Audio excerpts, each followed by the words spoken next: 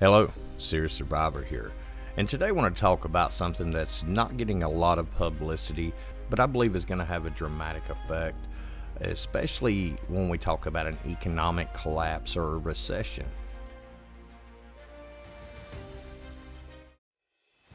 Now, you know inflation is killing your retirement dead. The real rate of inflation, well, it just won't let you keep up or make a profit.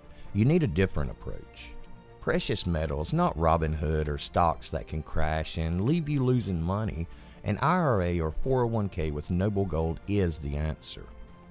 And this month, noblegold is gifting a genuine, rare Carson City minted Morgan silver dollar with every qualifying IRA or 401k purchase. Find out more at www.noblegoldinvestments.com. Again, that's www.noblegoldinvestments.com. We all know that over the last year we've seen a disruption in supply and demand, a disruption in our supply chains causing shortages of certain products, making it a little more difficult for the average consumer to get the goods that they need, when they need them. And this just goes to show, to prove true, the need for prepping. So I want to talk about something a little different today, and it's the shortage of semiconductors that we're experiencing right now. We faced a virus last year, and I suppose we're still facing this virus. We have vaccinations, all this stuff going on, and I'm not going to get too deep about the virus, but I want to look at where it came from and the fact that over half of our semiconductors came from the same exact country. Now, we're facing a semiconductor shortage, and this is going to be a difficult situation, not for us in our everyday lives, not for me sitting in my house, but it's going to be a difficult situation for our employment. There are so many products that use semiconductors. All solid state electronics use semiconductors in it, which is everything from your cell phone to a smart fridge to a toaster to a DVD player, all the way to your vehicles. And what we're seeing right now are companies like Ford and Dodge and a lot of other companies that are actually having to slow down their production. And some of these companies are actually making vehicles right now without these semiconductor chips in them and putting these vehicles into storage so that when the supply does catch up to the demand, if it does, that they can then insert these semiconductor chips or these assemblies into the vehicles and sell them. The reason I point this out is because there's nothing we can do about it, but be aware of what this may lead to. As companies have to curtail production, as companies have to slow down their production and begin storing their unfinished products, then it's just a matter of time before that filters over into the actual labor force. Companies will not maintain their labor force if they're storing their products and not selling their products. This could actually turn into something very severe. There's a large push going called reshoring, which is an incentive by the U.S. government for companies here in the U.S. to open different facilities that will actually begin production of these ICs and these semiconductors and these sub-assemblies. The U.S. used to be the dominant IC manufacturer and semiconductor producer in the world, but now we're responsible for less than 12% of the world's semiconductor production. That's a really big drop-off. Some may say that the coronavirus pandemic has sort of brought this on in a way, and to a degree it has, but we don't want to blame this pandemic that's been going on. What we want to look at is the structure of our supply chain. Our supply chain is structured for JIT, which is what is called just-in-time stocking, basically.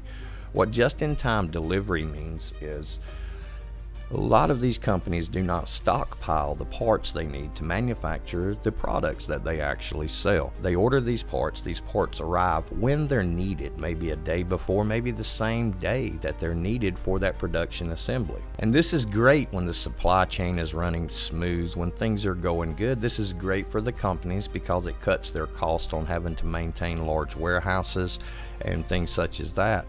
But on the other hand, when there is even a small disruption in the supply chain, then companies experience shortages that they may take them a very long time to catch up on. Semiconductor factories, some of the largest ones are in Taiwan, China, and Japan. And these are responsible for the majority of the world's semiconductor production. These facilities are scaled to produce a certain amount of product at maximum capacity. And just because the demand goes up does not necessarily mean that they can overnight start producing twice as many semiconductors as they can, because this is a highly automated and technical process. When you think about your cell phones, the IC chips that are in them, these have very small devices called transistors inside of them, and these are microscopic devices.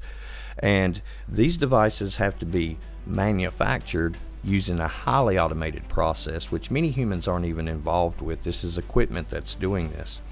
And it's not like we can just speed it up. This has to take place over certain periods of time. The production of these types of wafer chips and other types of chips, it's not a process that we can actually speed up.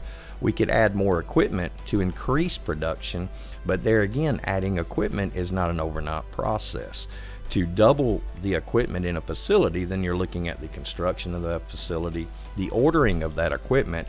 And companies do not just have robots laying around. They don't have automated manufacturing cells just laying around.